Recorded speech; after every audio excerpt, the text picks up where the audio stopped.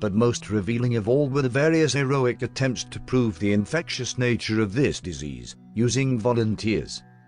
All these attempts, made in November and December 1918 and in February and March 1919, failed.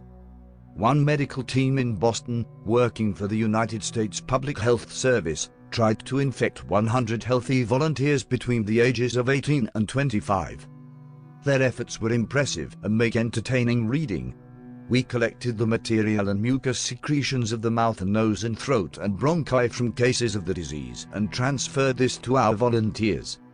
We always obtained this material in the same way. The patient with fever, in bed, had a large, shallow, tray-like arrangement before him or her, and we washed out one nostril with some sterile salt solutions, using perhaps 5 cc, which is allowed to run into the tray, and that nostril is blown vigorously into the tray. This is repeated with the other nostril. The patient then gargles with some of the solution. Next we obtain some bronchial mucus through coughing, and then we swab the mucous surface of each nose and also the mucous surface of the throat. Each one of the volunteers received 6 cc of the mixed stuff that I have described. They received it into each nostril, received it in the throat, and on the eye. And when you think that 6 cc in all was used, you will understand that some of it was swallowed. None of them took sick. In a further experiment with new volunteers and donors, the salt solution was eliminated, and with cotton swabs, the material was transferred directly from nose to nose and from throat to throat, using donors in the first, second, or third day of the disease. None of these volunteers who received the material thus directly transferred from cases took sick in any way. All of the volunteers received at least 2, and some of them 3 shots as they expressed it. In a further experiment, 20 cc of blood from each of 5 sick donors were mixed and injected into each volunteer. None of them took sick in any way. Then we collected a lot of mucus material from the upper respiratory tract and filtered it through mandala filters.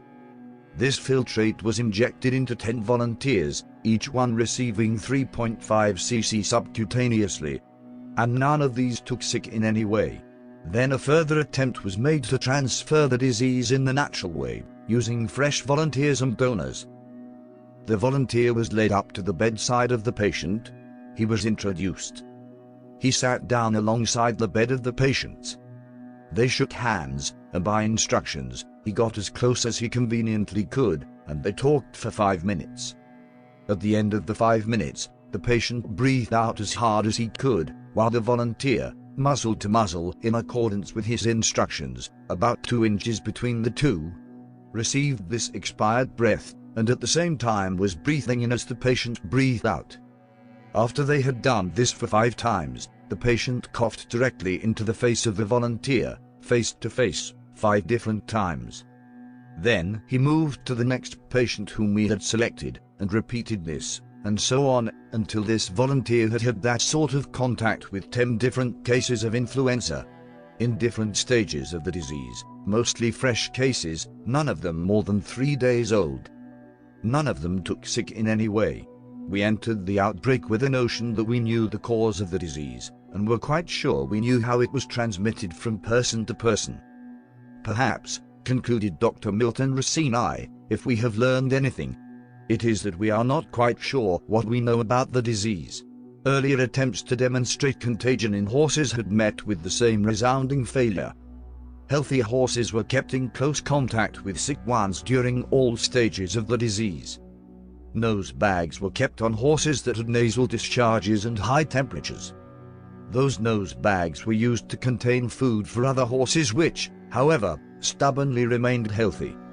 As a result of these and other attempts, Lieutenant Colonel Herbert Watkins Pitchford of the British Army Veterinary Corps wrote in July 1917 that he could find no evidence that influenza was ever spread directly from one horse to another.